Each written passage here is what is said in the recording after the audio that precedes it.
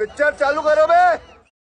चलो चलो चलो। मैं आपसे पूछती हूँ, आज पार्लियामेंट्री अफेयर्स मिनिस्टर से मैं कह दूं कि मुझे मणिपुर के ऊपर चर्चा होनी चाहिए, महंगाई के ऊपर चर्चा होनी चाहिए, मैं उनसे कह दूं जम्मू और कश्मीर में लगातार आतंकी हमले हो रहे हैं उस पर चर्चा होनी चाहिए, क्या वो इजिली मान जाएंगे? और क्या ये देश के ज्वलंत मुद्दे नहीं है? क्या मानती है कि देश के मुद्दे ये जो भी मैंने अभी सामने रखे हैं वो इम्पोर्टेंट नहीं है?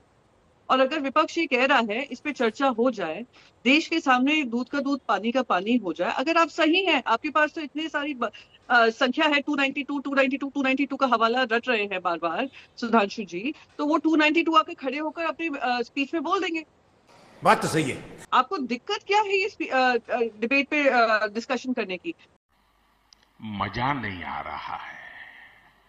तो ये स्पिरिट होता है, मैं बार बार यही कह रही हूँ, ये परंपरा होती है, ये पार्लियामेंट्री प्रोसीजर्स की अंडरस्टैंडिंग होती है, उसका सम्मान होता है। ठीक है सुधांशु जी, अगर प्रधानमंत्री कहते हैं कि बहुमत से ज्यादा बढ़कर जरूरी है सहमति, तो यहाँ पर शुरुआत ही एक ऐसी नहीं उठाएंगे जी पार्लियामेंट में नहीं उठाएंगे तो क्या पार्लियामेंट के बाहर उठाएंगे? ठीक आप हमें मजबूर करते हो कि पार्लियामेंट के बाहर जाकर आप प्रदर्शन करो, नारेबाजी करो, क्योंकि आप उसकी चर्चा पार्लियामेंट के अंदर नहीं होने देना चाह रहे हैं। ये पार्लियामेंट्री अफेयर्स मिनिस्टर की जिम्मेदारी है, ये लीडर ऑफ ऑपोजिशन की लीडर ऑफ हाउस की जिम्मेदारी है राज्यसभा में, वो उसको भली भांति निभाएं और अपनी जिम्मेदारी समझे। मैं बार बार यही दोहरा रही हूँ। ठीक है, अभी बदत है भाई, अभी बदत है। हाँ बता रहा हूँ। देखिए, प्रियंका जी ने एक अद्भुत सुझाव दिया कि पार्लियामेंट्री अफेयर्स मिनिस्टर अपोजिशन से हो जाना चाहिए। प्रधानमंत्री ने बिल्कुल सही कहा। मैंने कहा ना, प्रोटेम स्पीकर 2 दिन का था, उसको लेकर विवाद क्यों मनाया, और जबकि वही परंपरा फॉलो की गई जो हमेशा से होती रही। इसलिए अपने आप में संदेह उत्पन्न होता है। दूसरी बात, जो बात कही अभी प्रियंका जी ने, एक पॉइंट और कह दूं भाई, नियम 267 के तहत मणिपुर पर बहस होनी चाहिए, इसके लिए आप लोग नारेबाजी कर रहे थे।